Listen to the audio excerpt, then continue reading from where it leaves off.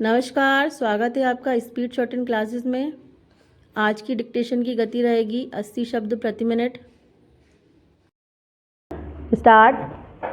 अध्यक्ष महोदय, आपने मुझे इस बिल पर अपने विचार रखने का अवसर दिया, इसके लिए मैं आपका आभारी हूँ। दूसरा निवेदन यह है कि हमारे देश में हर कोई व्यक्ति राजनीति के क्षेत्र में उतर जाता है, क्योंकि यहाँ पर किसी प्रकार की कोई योग्यता का प्रश्न ही नहीं है। कई हमारे विधानसभा एवं लोकसभा और राज्यसभा के सदस्यों को कई विषयों के बारे में अपने सलाहकार नियुक्त कर उनकी सलाह के अनुसार योजनाओं का क्रियान्वयन करने की स्थिति पर निर्भर रहना पड़ता है।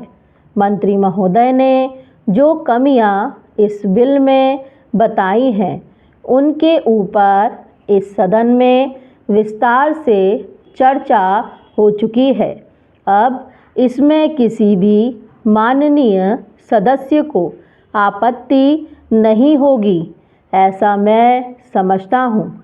लेकिन फिर भी हमारे विपक्ष के सदस्यों को सदन की कार्यवाही में गतिरोध उत्पन्न करने में अच्छा महसूस होता है। पैराग्राफ। अध्यक्ष महोदय, भारत की एक बहुत बड़ी आबादी खेती पर निर्भर करती है। इनका जीवन यापन खेती पर ही निर्भर करता है, किंतु कई बार मौसम की मार जैसे सूखा, बाढ़ आदि की वजह से उनकी फसल नष्ट हो जाती है और इन्हें बहुत नुकसान उठाना पड़ जाता है। कई बार किसान कर्ज और नुकसान के बोझ तले आत्महत्या तक कर लेते हैं।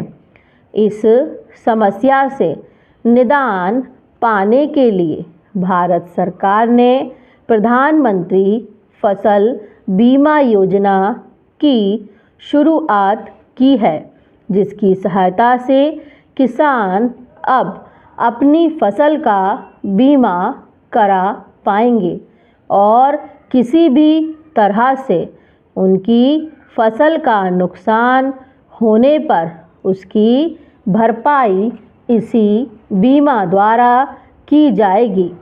इस स्कीम की शुरुआत 13 जनवरी 2016 को की गई।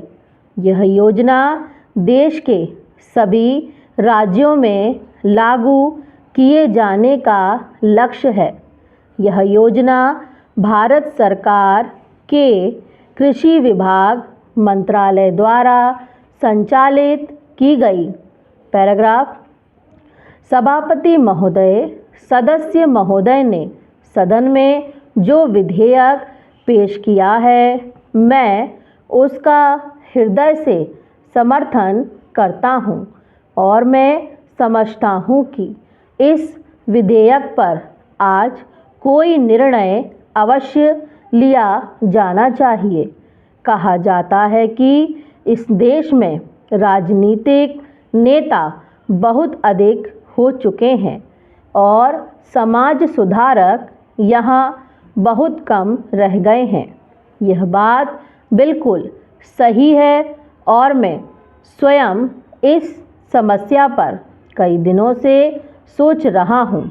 इस देश में जो भी अच्छा आदमी होता है, वह धीरे धीरे राजनीतिक क्षेत्र में चला जाता है।